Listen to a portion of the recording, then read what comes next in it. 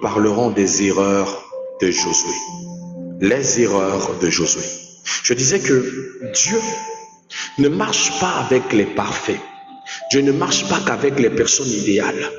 Des fois, vous pensez que pour mieux fonctionner avec Dieu, vous devez atteindre un socle de perfectionnement. Mais ce que vous oubliez, c'est que nous sommes le marteau, nous sommes, je vais dire, l'épée, et Dieu est celui qui est le forgeron. Nous sommes la pâte pour faire le pot, et Dieu est le potier. Je veux te dire ceci. La disposition ou la dimension que tu es censé avoir ne dépend pas de tes efforts ni de tes qualités, mais c'est de la manière dont Dieu te forge, ou Dieu te dispose. Josué était un homme comme tous et qui commettait des erreurs, qui faisait aussi des erreurs.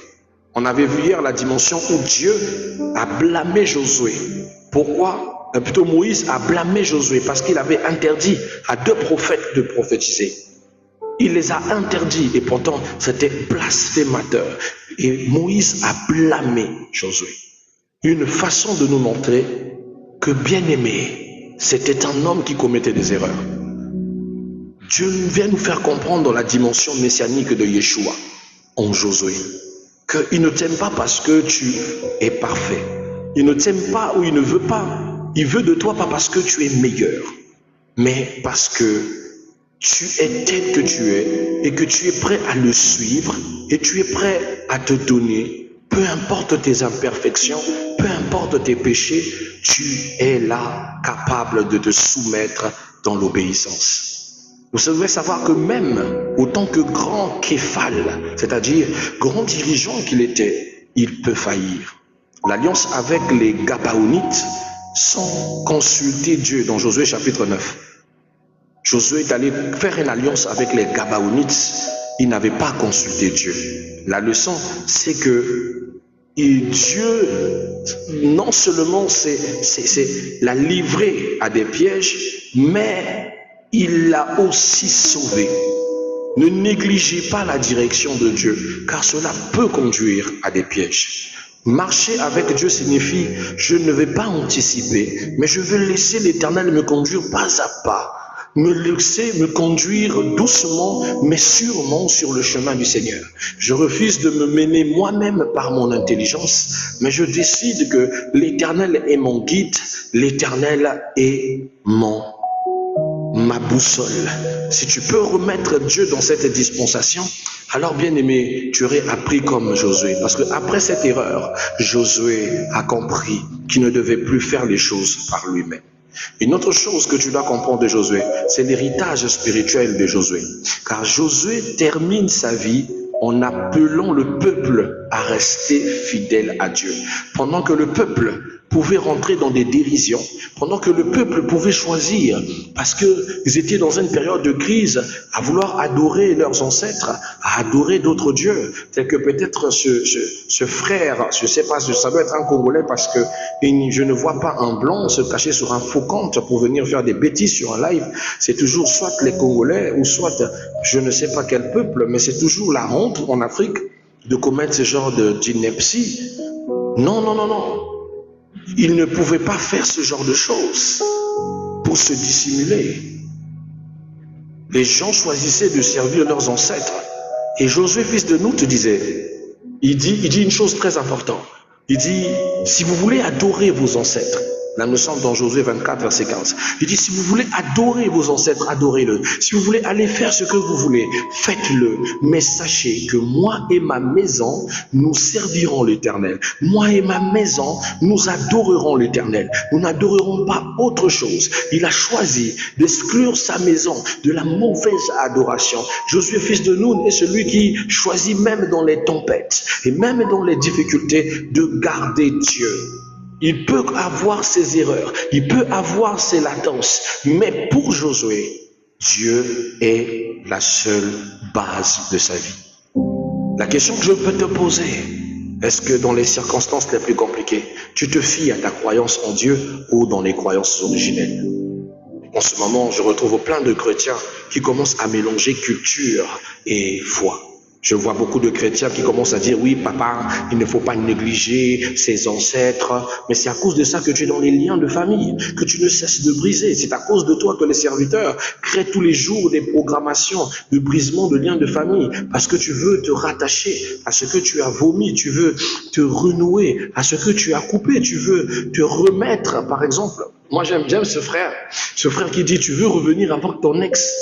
Quelqu'un que tu as déjà rompu, quelqu'un qui t'a fait souffrir, mais toi tu veux repartir. Oh, les ancêtres protègent au nom de Jésus. La seule personne qui me protège, il s'appelle Yeshua, il est dans le ciel. Il est le seul qui me garde au départ comme à l'arrivée. Je ne crois pas en une autre protection que celui de mon Dieu. Il est celui qui a protégé ma mère, perd son âme. Mon arrière-grand-père perd son âme. Tous ceux qui ont précédé dans ma famille étaient des personnes qui craignaient Dieu, qui les croyaient. Il était celui qui les a protégés jusqu'à l'âge où ils sont morts. Il sera le seul aussi qui me protégera jusqu'à ce que moi aussi je rende ma vie.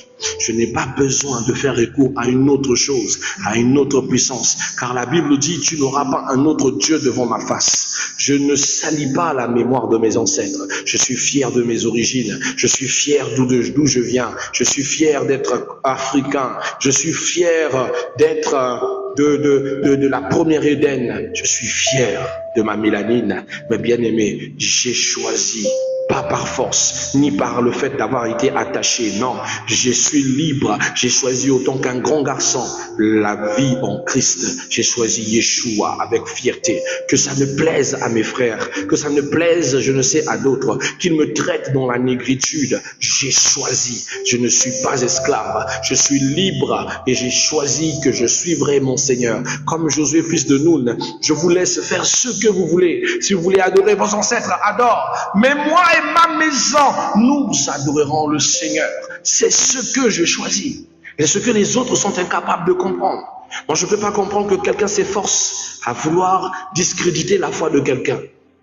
Je rappelle tout le temps aux Kémites une chose importante. La foi kémétique ou la foi africaine est une foi qui est liée à la croyance de plusieurs divinités. Vous ne pouvez pas forcer quelqu'un d'adhérer à votre vision. Soit disant, c'est ce qui vous plaît. Je ne suis pas ton chien de garde pour faire ce que tu veux. Si pour toi ma croyance, elle est ce que tu appelles contrefaite, moi c'est toi aussi que je trouve contrefait. Si tu veux qu'on respecte ta croyance, alors respecte aussi les miennes. Pour moi, je ne crois pas en ces choses. Je crois qu'en Jésus, je crois qu'en l'Éternel. Car le vrai, celui qui est guidé par Dieu, reçoit toujours un héritage selon sa foi. Et la foi, elle est dogmatique. Elle n'est pas discutable. Tu ne peux pas remettre en cause ma foi. Tu ne peux pas remettre en cause sur quoi j'ai cru. Ce n'est pas une philosophie. Je ne philosophe pas avec ma foi. Ma foi, elle est dogmatique. C'est comme ça que Josué était. Sa croyance en Dieu, ses dispositions dans les plans de Dieu, son obéissance était dogmatique, c'est-à-dire indiscutable. Ce n'était pas renversable. C'était ce que ces gens ont l'habitude d'appeler par de l'aliénation, si vous voulez appeler ça comme ça. Je suis fier d'être aliéné en Christ et je n'arrêterai pas. Je suis fier d'être attaché aux racines de la foi parce que nous avons des mentors comme Josué qui nous ont montré le chemin, que Dieu ou rien. Si ce n'est pas le chemin du Seigneur, nous ne ferons rien d'autre. Alors restez fidèles dans votre croyance. Marchez avec Dieu. Croyez dans ses bases. C'est vrai, il arrivera que vous commettiez des erreurs. Il arrivera que vous ne soyez pas parfait. Mais c'est tout ce qui fait votre qualité. Bien-aimés, vous savez, vous pouvez penser, on dit que les anges sont libres à arbitrage. Mais je veux vous rappeler que le diable a trahi Dieu dans le ciel. Je veux te rappeler qu'il y a des anges dans le ciel qui ont poursuivi, qui ont choisi de suivre le diable que de suivre l'Éternel. Une manière de te dire que Dieu n'a pas créé de créatures qui sont occultées de choix. Même l'homme a le libre arbitrage. Même les anges ont le libre arbitrage. Chacun a choisi de suivre le chemin qui leur plaît. Voilà pourquoi je ne me battrai jamais avec quelqu'un qui a choisi d'aller dans les ténèbres. Chacun choisit. La Bible est claire, il y a le blé et il y a l'ivraie. Si tu veux être livré, tant pis, tu iras en enfer. Mais moi, je vais toujours te porter la bonne nouvelle pour que tu reviennes à la raison. Mais si tu n'es pas d'accord, tant pis pour toi. On n'est pas tous programmés à aller dans le royaume. Je ne perdrai pas ma foi. C'est le cas de Josué, fils de Nun. Il ne pouvait pas abandonner sa foi pour servir des ancêtres qui n'ont jamais fait quoi que ce soit. Il est resté fidèle au Dieu, le Dieu de son père Moïse, le Dieu qu'il a cru. Alléluia. Tant soit peu tes erreurs, reste fidèle à Dieu. C'est ce que je vais te dire en définitive, pour ne pas prendre assez de ton temps. Il est déjà 7h06. Nous sommes déjà à la fin de notre petit moment de partage. Prends courage, fortifie-toi, sois dans la méditation, profite de ces moments de prière, profite de cette journée remplie par le Saint-Esprit. Intercède, chante, adore, n'oublie pas. Parce que Jéricho n'est pas Jéricho s'il n'y a pas de louange et d'adoration. Je ne te dis pas prends la musique, mets seulement dans les oreilles. Sois toi-même l'adorateur. Yahweh alingakaba eyembelaye. Yahweh alingakaba komisaye. Jéricho, c'est ta zone d'adoration. Adore, chante, bénis le Seigneur. Sabre. Alléluia. Mais je te dis qu'aujourd'hui, l'Esprit de Dieu sera avec toi. Il y a des ceux qui vont pas, c'est-à-dire sentir émergés par l'Esprit. Il y a des gens qui sont spirituellement instables, qui ne pourront pas supporter ta présence. D'autres personnes vont te fuir aujourd'hui.